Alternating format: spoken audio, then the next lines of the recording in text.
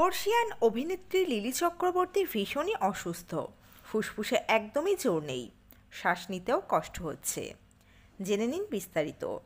তো বন্ধুরা, অবশ্যই সম্পূর্ণ ভিডিওটি দেখুন। চ্যানেলে নতুন থাকলে চ্যানেলটিকে সাবস্ক্রাইব করে পাশে রাখা নোটিফিকেশন আইকনটি অল করে রাখুন।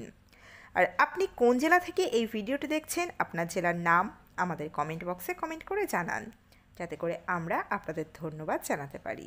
চলুন বিস্তারিত প্রতিবেদনে যাওয়া যাক। নিমফুলের মধু ধারাবাহিকে দারুণ একটি চরিত্রে অভিনয় করছিলেন বর্ষিয়ান বাঙালি অভিনেত্রী লিলি চক্রবর্তী। তিনি স্বর্ণযুগের অভিনেত্রী।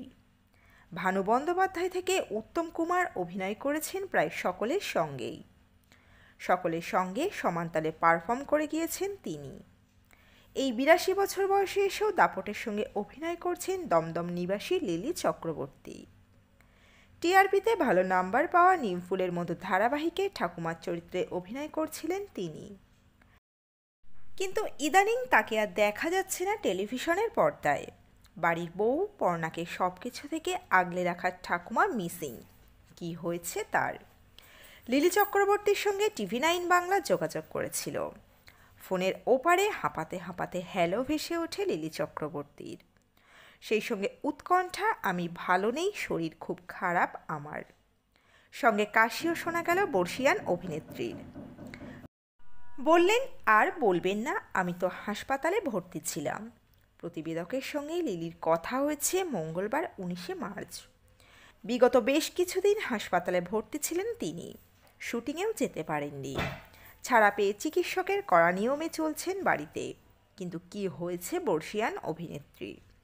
করোনার সময় হাসপাতালে ভর্তি হয়েছিলেন তিনি। তারপর সুস্থ হয়ে কাজে যোগ দিয়েছিলেন অনেক দিন পর। ফের তিনি হাসপাতালে ভর্তি হয়েছিলেন। অভিনেত্রী বলেন, আমার তো শরীর ভালো যাচ্ছে না, হাই ব্লাড সুগার, হাঁপানি, সিওপিডিও রয়েছে। এই 3টি কারণে হাসপাতালে ভর্তি করাতে হয়েছিল আমাকে। আমার তো আগে থেকেই সিওপিডি ছিল। ফুসফুস আমার খুবই দুর্বল। এবারটা খুবই কাবু করে দিয়েছিল। বাড়িতে ফিরেছি, সুস্থ হচ্ছি ধীরে ধীরে। শুটিংয়ে যেতে পারিনি। সেই কারণেই নিমফুলের মধুতে আমাকে আর দেখা যাচ্ছে না। এত অসুস্থতার মধ্যে কি লিলি চক্রবর্তী পারবেন কাজে ফিরতে? ফোনের ওপারের স্তিমিত কণ্ঠ দৃপ্ত করে তিনি বললেন, আমি কিন্তু একটু সুস্থ হলেই কাজে ফিরব। চিন্তা করবেন না আপনারা। নিমফুলের মধু সেটে না গিয়ে কি পারি? 12 দিনের শারীরিক ধকল কাটিয়ে ওঠার পর আত্মবিশ্বাসী শোনায় অভিনেত্রীকে। ওটাই তো আমার ঘরবাড়ি, আমার বেঁচে থাকার রসদ। কাজই তো বাঁচিয়ে রাখে আমাদের মতো শিল্পীকে। নিমফুলের মধু সিরিয়ালের অভিনেত্রী যিনি লিলি দেবীর পুত্রবধূর চরিত্রে অভিনয় করেন, সেই অরিজিতা মুখোপাধ্যায় দারুণ মিস করছেন লিলি চক্রবর্তীকে। তার মতো বাকিরাও মিস করছেন লিলি চক্রবর্তীকে। যেহেতু সিরিয়ালের চিত্রনাট্য অনুযায়ী লিলিকে মা সম্বোধন করেন, তাই বাস্তবেও সেই মা ডাকেই লিলিকে ডাকেন অরিজিতা। বললেন, আমাদের নিমফুলের মধ্যে মায়ের বিকল্প নেই। তার রিপ্লেসমেন্টের কথা আমরা কেউ চিন্তাই করি না। তিনি ফিরে আসবেন কাজে, আমরা সেই অপেক্ষাতেই সকলে আছি। মা এলে আমাদের উঠোনটা পূর্ণ হয়ে উঠবে আবার। কেমন যেন ফাঁকা ফাঁকা লাগছে পুরোটা।